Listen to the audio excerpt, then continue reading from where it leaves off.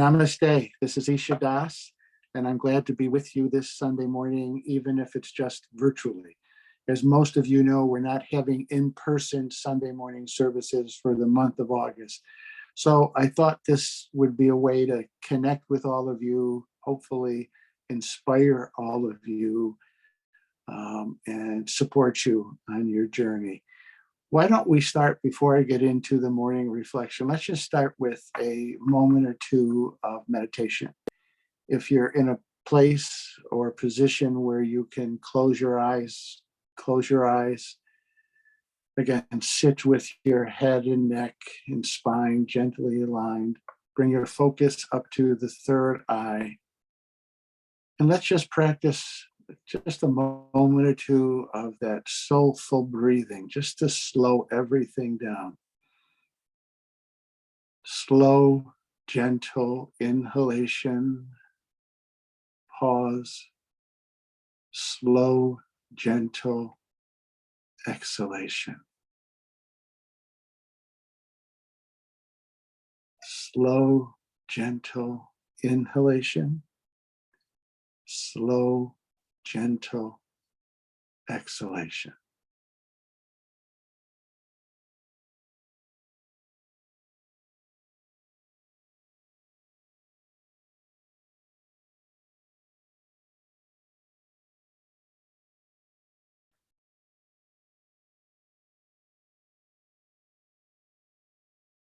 And notice in that pause how things become effortlessly silent. Little points of stillness.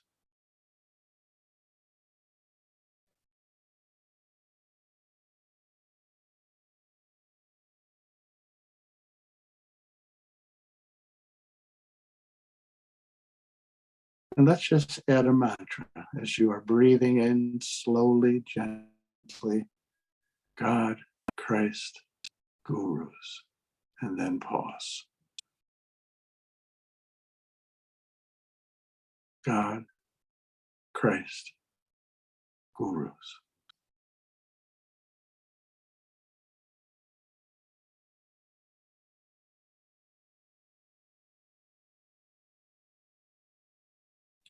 God, Christ, gurus.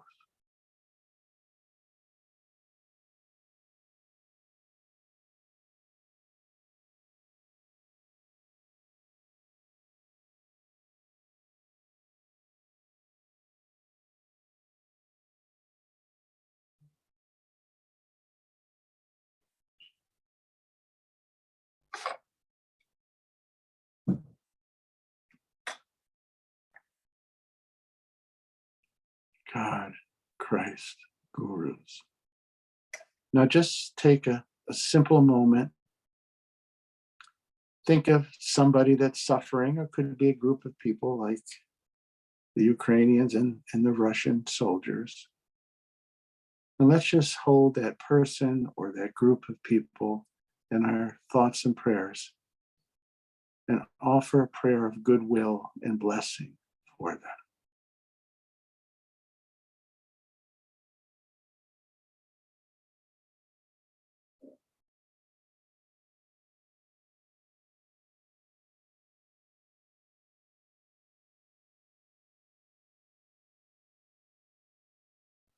Amen. Namaste. Thank you for joining me today, and I'm thrilled to be with you virtually. As most of you know, we are taking Sunday mornings off at the Assisi Institute in terms of our in-person services. But this is a way of connecting with you and offering you wisdom from our Kriya tradition and from the Christian mystical tradition. So I hope that it blesses you and inspires you, and that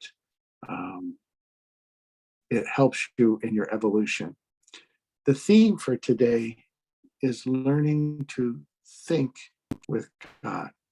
And let me say what I mean.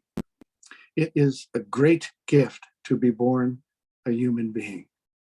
I say this because our nervous systems are constructed in such a way, and our spirits have been created in such a way that we have the ability to channel the very intelligence of God, the logos of God, the thoughts of God. We have the ability to commune with heaven's highest gurus, saints, sages, and angels. And we do this not as an escape from the world. We do it as a way of, again, bringing that divine wisdom into our everyday lives so that, A, we live our lives with more wisdom and intelligence in all areas, including practical areas. And secondly, so that we can be a blessing for the world. I want to read a quote from Yogananda. Man and his astral heavenly preceptors, he's referring to gurus, saints, and angels, in the higher realms, by mutual communion, can find great good and control destiny. Whether we're talking about our individual lives or the collective path of humanity, we do not have to be controlled by karma.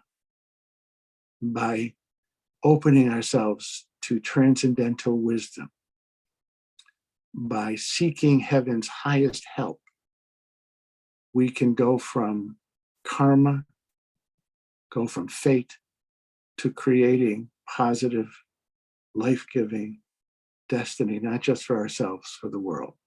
So what I've done, I have 10 points, 10 ways of opening ourselves to this transcendental wisdom. And I'm going to read all 10 and then just make brief comments. Again, I hope that they bless you and inspire you. The first one is tuning into heavenly wisdom does not negate the need for rational thought or common sense. We must get enough sleep, do not eat too much or too little, take our vitamins, balance work and play, and find work commensurate with our abilities and work that pays the bills. We must distance ourselves from abusive people and so forth. My first meditation teacher when I was 31 would not even teach me to meditate until I agreed to make my bed every day and go for a walk. What he was trying to teach me is that if meditation is going to work, it has to be grounded in common sense. It has to be grounded in balance. It has to be grounded in a lifestyle that will support our spiritual evolution.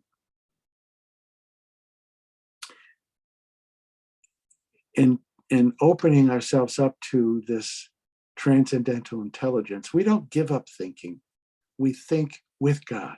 We take our highest, most intelligent thoughts and we bring them into alignment with heaven's thoughts. The second point, we have to have some degree of faith in the reality of the heavenly realms and that there are evolved beings, I call them God's ambassadors, willing to work with us. So let me put that in context.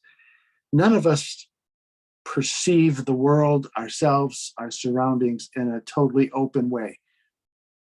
We choose either consciously or unconsciously to see what we want to see what we're looking for. That's how perception works. And it kind of has to work that way because if we took everything in that we could possibly perceive at any given moment, we would be absolutely overwhelmed. So my point in this is we won't see heaven's interventions in our life. We won't see this higher guidance coming to us if we're not looking for it and if we don't believe that it exists.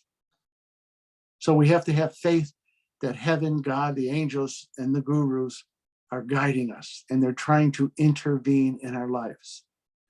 We have to open ourselves and look for those signs and signals.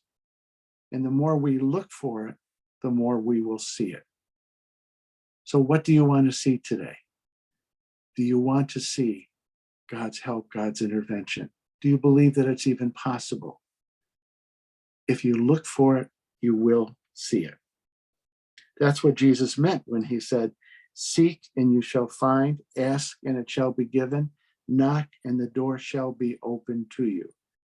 He's saying it's always there. You have to ask, you have to seek, you have to knock, you have to look. My third point, do we want help from above? The answer to this question may not be as obvious as it seems. Looking for help from God, the guru, and heaven's helpers implies that we do not have all the answers, that we need help, that by ourselves we never have the entire picture. This is a blow to the ego. So do we want the help? And are we willing to let go of this sort of egoic hyper independence? Again, it takes a degree of humility. We have to realize that we don't have all the answers. We don't have all the pictures. What we don't know is far larger and more significant than what we do know. My fourth point, in attuning ourselves to the voice of God, we need to listen to those great saints and sages who were one with God's voice. The words of Jesus, Yogananda, and Anandamoya Ma, for example, are pure expressions of heaven's highest wisdom. By meditating on their words, we begin to develop an ear for truth, for depth, for enlightened thought, for the guidance of love. This, in turn, helps us to discern God's voice within the depths of our own souls. So every day, even if it's just a moment, read something from the Gospels, read something from the Jewish scriptures, read something from Yogananda's writings, read something from the autobiography of a yogi. What it does is it attunes your consciousness to their consciousness. And again, then we develop an ear for wisdom, for transcendental truth. My fifth point is the ability to attune ourselves to higher wisdom is built upon a foundation of peace and healthy order in our lives. Perpetual chaos, drama, and unrest creates mental and emotional static, making it very difficult for our intuitional capacities to develop. Implicit in this process is the need for our adherence to the moral order, or what the Buddha referred to as right living. Ignoring the 10 Commandments or the yamas and the niyamas of yoga, for example, creates disorder, it creates mental static. It is not about earning God's help. God's help is always being given to us, but creating those conditions that allow us to receive that help. You've probably heard me say this before, that drama is poison to the spiritual life. It poisons our capacity to hear God speaking. Yogananda tells us, quote, intuition is soul guidance, appearing naturally, effortlessly in man during those instants when his mind is calm. The goal of yoga science is to calm the mind, that without distortion, it may hear the infallible counsel of the divine voice. It says it all. Point number 6. Of course, meditation is essential to the process of attuning ourselves to heavenly help. Yogananda tells us, communion with these shining ones, these angels, is not to be misunderstood as the spirit of communion of spiritualists. It's not about having a seance. Truly divine ones cannot be contacted by these means. Only by lifting one's consciousness to the right method of meditation, to the higher realms of the astral heavens, home of the divine forces that uphold the material realms, can such attunement with the deities be realized. So 2 things happen when we meditate. One is that we become quieter, calm. Secondly, what Yogananda is saying is that we raise our vibrations. The vibrations of the heavenly world, of the angels and the saints, are the most powerful vibrations in all of creation because they are really manifestations of love. However, they're very subtle. They're very fine. When we are immersed in negativity and fear and anger, we can't be in attunement. So meditation really helps us to elevate our consciousness. It's like tuning in, and the old-fashioned radios. It's like tuning in very precisely to what is being transmitted. Point number 7. In the spiritual life, environment is everything.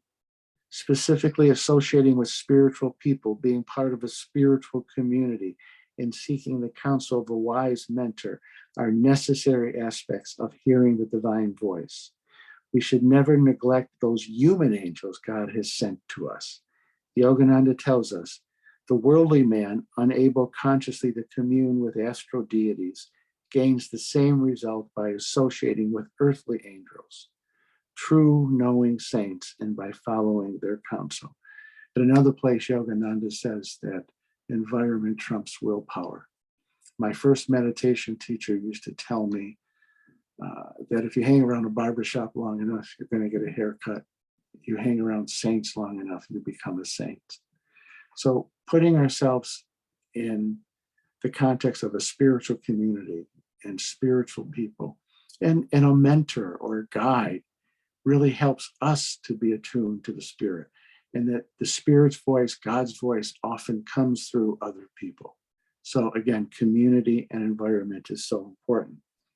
Point number 8, the wisdom and energies of heaven are always an expression of truth, beauty, and goodness. In other words, true inspiration serves without exception the positive evolution of humankind. Whatever's good for you, whatever comes from God that is good for you, blesses everybody. Therefore, to the degree that we are motivated by virtue, compassion, by noble purpose, by love, God's helpers will rush to aid us on our path. Simply to the degree that we serve love, heaven serves us. See, heaven and the angels and the saints and the gurus and the divine God, everything is about love expressed as truth, beauty, and goodness. So to the extent that we align ourselves, our intentions, our behaviors to the best of our ability, according to truth, beauty, and goodness, according to love, then heaven naturally, effortlessly just supports us, becomes the wind at our back. Number 9, we have to nurture not calculating eyes, but soft eyes. Calculating eyes are always looking for facts, for what can be measured, analyzed, and quantified, rather. For what can be measured, analyzed, and quantified. For what has utility. And this is obviously helpful in certain situations. You need calculating eyes to balance your checkbook, for example. To hear God's voice, however, we need to see beyond the 5 senses, eyes that can recognize the subtle, eyes that see beyond appearances. Let me use this example. When a scientist looks at a flower, what they just see is the chemical components of that flower. And when they watch the birds, or not the birds, but when they watch the bees and the flowers interact, they don't see cooperation. They just see this sort of mechanical, instinctual way of, drawing from each other. When we look at the flower with soft eyes, what do we see? We see beauty. We see wonder. We see awe. And when we watch the bees and the flowers serving each other, what do we see? We see love. We see God, the God spirit, the God consciousness, the Christ consciousness imbibed within nature. So we have to learn to see. If we want to hear the voice of God, we have to develop soft eyes so that we can see. We have to develop soft ears, soft listening so that we can hear. And then we begin to see the hand of God in our life. We see synchronicity everywhere. So soft eyes. Lastly, may surprise you, never underestimate the power of laughter, lightheartedness, and joy to pave the way for clairvoyance and clairaudience, that is, clear seeing and clear hearing. These positive states help to loosen, laughter helps to loosen what is tight and constricted within us. What helps us in this process is to avoid taking ourselves and life too seriously. The ability to laugh at ourselves is a virtue. In this spirit, the great saint from India, Nanda Mayama, tells us, quote, whenever you have the chance, laugh as much as you can. By this, all the rigid knots in your body will be loosened. But to laugh superficially is not enough. Your whole being must be united in laughter, both inwardly and outwardly. Do you know how this is to be expressed? You literally shake with merriment from head to foot so that it is impossible to tell which part of your body is most affected. I want you to laugh with your whole countenance, with your whole heart, and with all the breath of your life, end of quote. When Swami Nirvanananda was here this past July and into August, we spent a lot of time together. And either we were in silence together, visiting holy shrines and places like that, or we talked about spiritual things, or we laughed a lot. Again, laughter loosens everything up. Think about it this way. The ability to laugh is uniquely human. Even angels can't laugh. You need a body to laugh. So give yourself permission to laugh, and to laugh as often as you can. I want to thank you for being with us today. I hope this in some way inspired you and strengthened you.